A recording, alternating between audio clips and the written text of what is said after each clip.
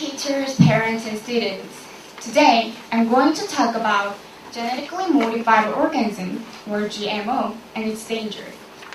Well, before I start, do you like this snack and this? I'm sure that if I throw this to you, most of you will struggle to get this. But instead of throwing this to you, I will throwing this away into this trash can. Because this contains GMO. Now, what is GMO and why is it so controversial? GMO is an organism whose gene is modified artificially for the purpose of increasing food productivity and improving quality of food and making it resistant to insects. And many people say with GMO we can solve the food problem that we are facing because it's very cheap and nutritious. Yes, I do agree it has many benefits. I don't want to say it doesn't have any benefits. What I want to say is GMO really safe to eat? Aren't there any side effects? My answer is no. None of these questions haven't been fully answered. Moreover, there are many examples that show danger of GMO. In 2008, in India, a herd of cattle who had eaten GM raw cotton died all at once. In 2000, in Africa, a number of kids died because of unknown disease. And later, it turned out that the reason was GM corn given to them by the US. Also, there is a result from an experiment saying that eating GMO could lower our immune response, and many scientists saying eating GMO can give rise to genetic mutations in our body. Despite all these examples, GMO is still prevailing on our tables. Do you like Mungzhou? Yes? I think this is the best seller in China, and many students run to get it every break time. But did you know that its flour is GMO?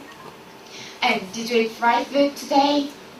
If you so, you may consume GMO because almost every oil that is used in fried food is GMO, made with GMO beans. And milk powder is not an exception. The base material of milk powder is of course milk, comes from cow who had eaten GM food.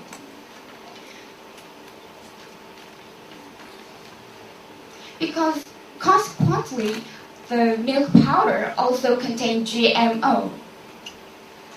Even worse, people buy products without any awareness. Imagine your baby eating GMO, and imagine your parents suffering from disease caused by GMO. Isn't it frightening?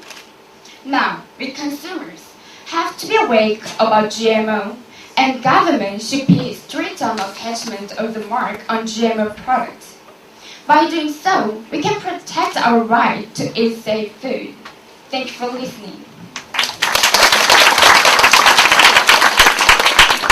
As one of the so many students who enjoy bosa and other snacks, I was shocked a bit, and it was such an alarming speech. The next is Jo Min Jung, second grade, class number 14, and the title is My Dear Teacher, Sharon Park.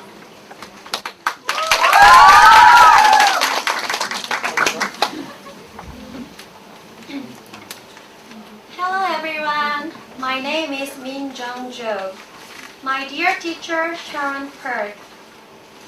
One particular teacher has a special place in my heart with a warm memory. She became my role model and shaped my future career as a teacher. Her nickname was Sharon Stone, and she was my homeroom teacher in 9th grade. The meeting with Sharon started with the high note. I am Per Sharon, your homeroom teacher. I am very happy to meet all of you and believe we will have a great time together. She introduced herself while she covered her face with the picture of Sharon Stone, and we all burst out laughter. One day, I had an occasion that I will never forget. I had a habit of sleeping in, and very often.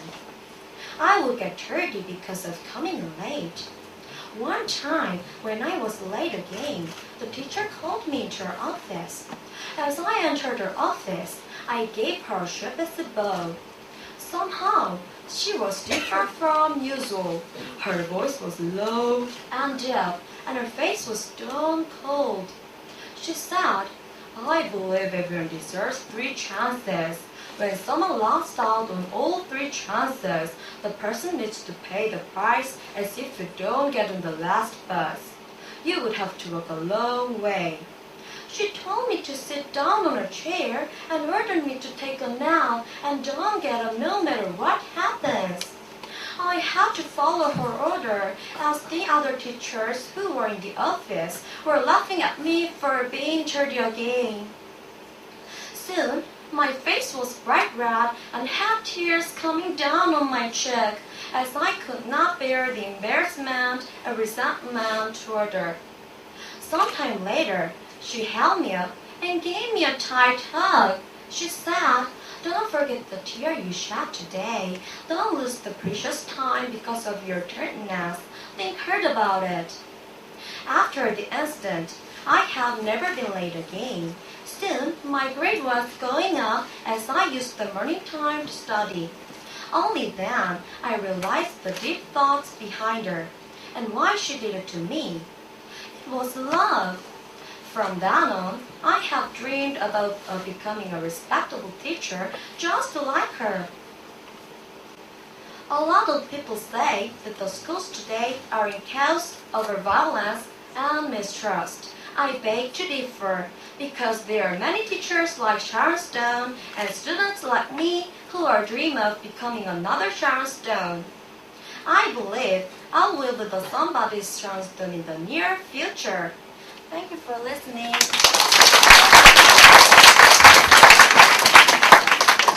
Thank you for sharing your heartwarming experience. Next is Hwang Ye-jin, 2nd grade, class number 12, about natural disaster.